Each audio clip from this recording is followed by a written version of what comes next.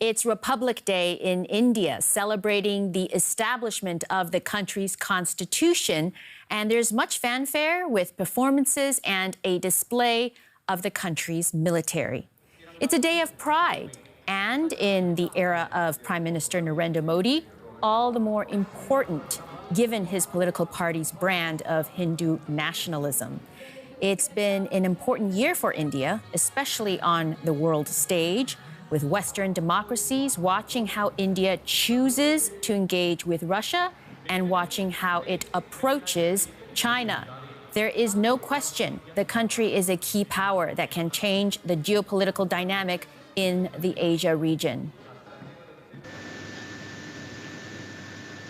We have Manoj Joshi, Distinguished Fellow at the Observer Research Foundation, with us. Thank you so much for joining the program. There was a recent poll from the U.S. agency, Morning Consult, that said people in India view China as the country's greatest military threat, and not Pakistan. Now, it's just one poll, but it does indicate quite the shift. Can you talk about that? Well, I would suggest that that is more so of the strategic community, meaning people who write and comment on strategic affairs. But I think there is still a deep distrust of Pakistan amongst the average Indian. So I would say that we need a little bit more polling, if I may put it that way, to get an accurate view of the Indian public perception. Now, why do you think the national security community in India feels that way about China, though? Well, one reason is that Pakistan itself is in deep trouble. It has huge economic problems. There are political crises. There are all sorts of problems there. On the other hand, we have had a difficult couple of years with China. We had a fairly good relationship, but it all came apart in 2020. And right now, there is a pretty substantial buildup going on both sides of the line of actual control between India and China, that marks the border between India and China. And so therefore, there is a perception in India that China is the big threat now. And as part of this, India has also reoriented some of its army, which was used to face Pakistan, is now facing China. Now, can you explain how the Modi administration sees India's role in the Indo-Pacific? Well, the Indian role in the Indo-Pacific is somewhat cautious. Unlike many other countries like Australia or Japan, we are not part of a U.S. alliance system. Also, India has a dual nature. It is a continental country as well as an oceanic country. And right now, from the point of view of security, it is the continental part which worries India, not so much the oceanic. Now, it is a country, though, that is growing in confidence, becoming more important for the region. Though in many ways, the country has been rather touchy, though, when it comes to receiving criticism. Most recently, a BBC documentary on Prime Minister Modi has been met with a fierce reaction. There have been attempts to ban screenings of the film, which looks at Modi's role during anti-Muslim riots in 2002. You can see some of the pictures of demonstrations, people protesting against bans of the film. The film alleges that Modi, who at the time was the premier of the state of Gujarat, turned a blind eye to violence that left at least 1,000 dead. He, of course, dismisses it as propaganda. But I want to share what one student had to say about the ban on the film. This is the time of the Indian youth to put up the truth, which everybody knows, because it's hatred everywhere in India. The Muslim-Hindu, the tensions between the religious problems are increasing day by day. We can't let this happen again, because we know what is the truth is. We know what the Prime Minister is doing to the societies, to the states and everything. So we can't let this happen again.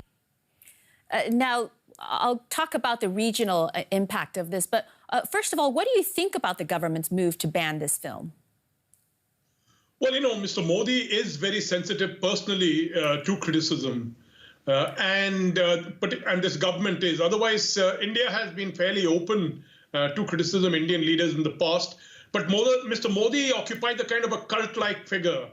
And he feels that anything like this is derogatory to him, his image is affected by